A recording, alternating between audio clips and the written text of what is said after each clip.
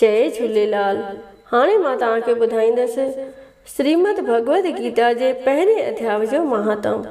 त तव्हां सभई प्रेम सां चओ श्री कृष्ण भगवान जी जय, शंकर भगवान जी जय, माता पार्वती देवी की जय।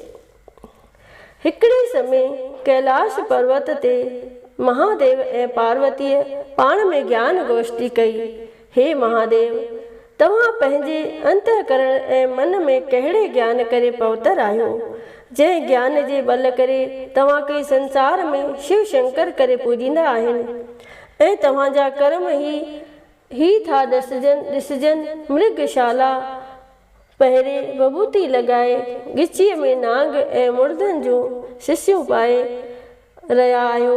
हिन में त कोई कर्म पवित्र न आहे। हे शिवजी, मूंखे सो ज्ञान ॿुधायो, जंहिं ज्ञान करे तव्हां अंदर में पवित्र आहियो। श्री महादेव वाच।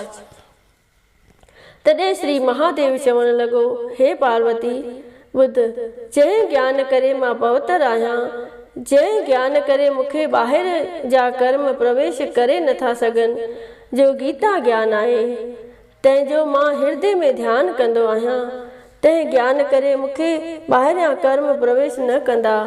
तॾहिं पार्वती चवण लॻी, हे भगवत गीता जो ज्ञान कहिड़ो आहे, जंहिंजी तव्हां एतिरी स्तुति करे रहिया आहियो। तंहिं गीता जे ज्ञान ॿुधण करे को मुक्त रूप बि थियो आहे। तॾहिं श्री महादेव चवण लॻो, हे पार्वती, गीता जे ज्ञान खे ॿुधी घणा आदमी मुक्त थिया आहिनि ऐं अॻिते थींदा। हाणे तोखे हिकु गुज़रियल कथा थो ॿुधायां, ध्यान लाइ ॿुध। महादेव वाच।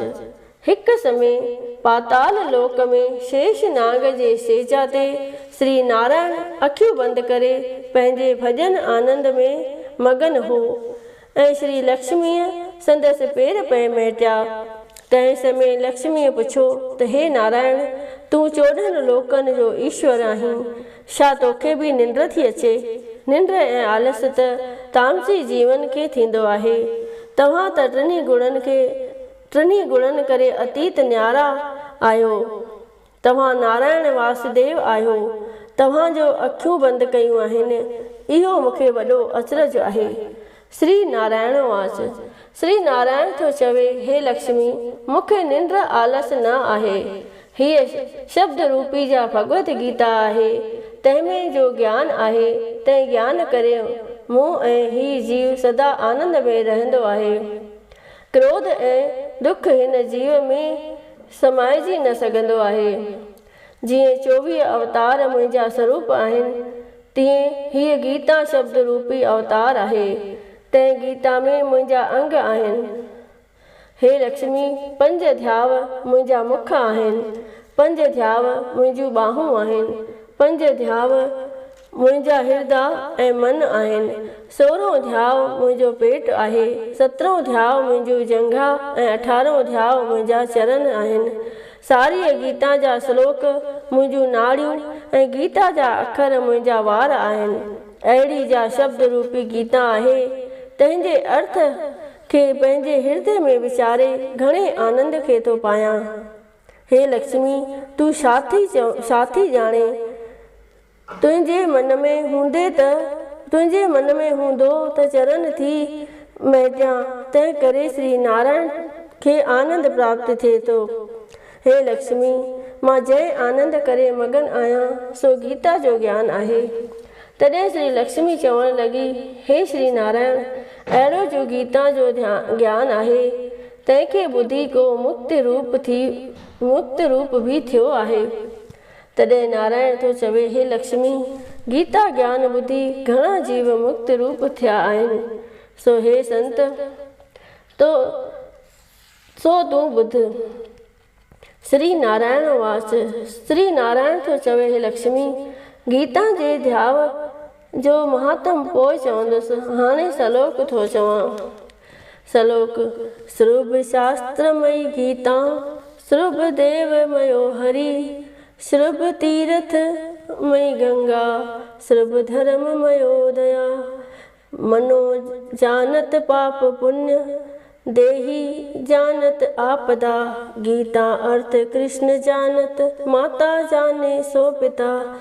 दो दो दो लोचन श्रवानाम, विद्वानाम त्रिलोचन, सपत लोचन धर्माना, ज्ञानी अनंत लोचन। हे लक्ष्मी, हाणे पहिरें ध्याव जो महात्म ॿुध।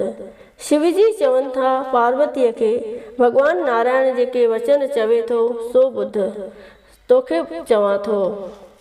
श्री भॻवानो वाच। श्री भॻवान थो चवे, हे लक्ष्मी, शूद्र जात जो हिकिड़ो माण्हू हो, सो कर्म चंडालनि जा कंदो हो, तेल ऐं लूणु विकिणंदो हो। तंहिं हिकु बकरी पाली हुई। हिकु ॾींहुं हुन बकरीअ खे वठी चारण वियो ऐं वण जा पन छिनण लॻो। उते नांग उनखे ॾंगियो, सो उन्हीअ सहित मरी वियो। मरी हुन माण्हूअ घणा नरक भोॻिया, वरी ॾांद जो जनम वरिताईं। उहो ॾांद हिकु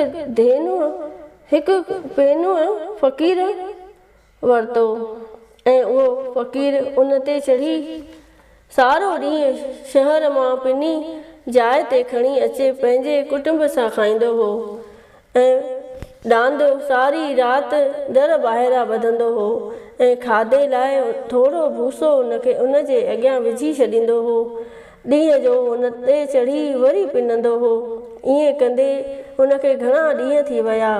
हिकु ॾींहुं उहो बुख जो मारियो ॾांद किरी पियो, मरण लॻो, पर ॾांद जा प्राण ई न छुटनि।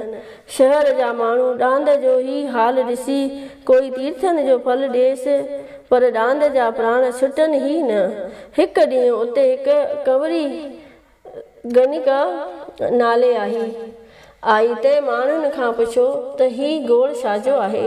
हुननि चयो त हिन ॾांद जा प्राण नथा छुटनि, असां अनेक पुण्यनि जा फल ॾेई रहिया आहियूं। तॾहिं गनिका चयो त मां जेको पुण्य कर्म कयो आहे सो फल हिन जे निमित ॾिनुमि। गनिका जे एतिरे चवण सां ॾांद जा प्राण छुटकिया ऐं मुक्ति थियो। ते ब्राह्मण जे घर जनम वरितो। पिणसि उनजो नालो श्री शर्मा रखियो। जॾहिं वॾो थियो संदसि पिता विद्या सेखारी, पर उनखे अॻिले जनम जी सुध हुई त मां शूद्र होसि। हिकु ॾींहुं दिलि में वीचार कयईं त जंहिं गनिका मूंखे ॾांद जे जूणीअ खां छॾायो तंहिंजो दर्शन करियां। सो ब्राह्मण गनिका जे घर वियो ऐं वञी चयाईंसि त तूं मूंखे सुञाणे। गनिका चयो त मां तोखे नथी सुञाणां। तॾहिं ब्राह्मण चयो त मां उहो ॾांद आहियां जंहिंखे तो पंहिंजो पुण्य ॾेई ॾांद जे जनम खां छॾायो हो। हाणे मां ब्राह्मण जे घर जनम वरितो आहे, ॿुधाए त तो कहिड़ो पुण्य कयो हो। तॾहिं गनिका चयो, मुंहिंजे घर हिकु तोतो आहे, उहो सवेरे पढ़ंदो आहे, मूं उन जा वचन ॿुधंदी आहियां, सो पुण्य जो फल मूं तुंहिंजे निमित ॾिनो हो। तॾहिं ब्राह्मण हुन तोते खां पुछियो। तोते चयो, अॻिले जनम में मूं ब्राह्मण जो पुटु आहियां। हिकु ॾींहुं गुरुअ खे चयुमि त तूं मूंखे छा पढ़ाए ॼाणंदो आहीं। तॾहिं गुरुअ मूंखे श्राप ॾिनो त वञणे तूं तोतो थींदे। उन वक़्तु मां तोते जो जनम वरितो। हिकु ॾींहुं मारीअ मूंखे फासाए हिन ब्राह्मण खे विकिणियो। उहो ब्राह्मण पंहिंजे पुट खे गीता जो पाठ सेखारींदो हो। मां बि उहो पाठ सिखियुसि। हिकु ॾींहुं हुन ब्राह्मण जे घर चोर आया, पर उन्हनि खे धन हथ न लॻो। मुंहिंजो पिंजरो खणी उथी हलिया। हुन चोरनि जी ही प्रीत हिन गनिका सां हुई। मुंहिंजो पिंजरो हिन गनिका खे ॾेई वियो। सो मूं नित्य गीता जे पहिरें अध्याय जो पाठ कंदो आहियां।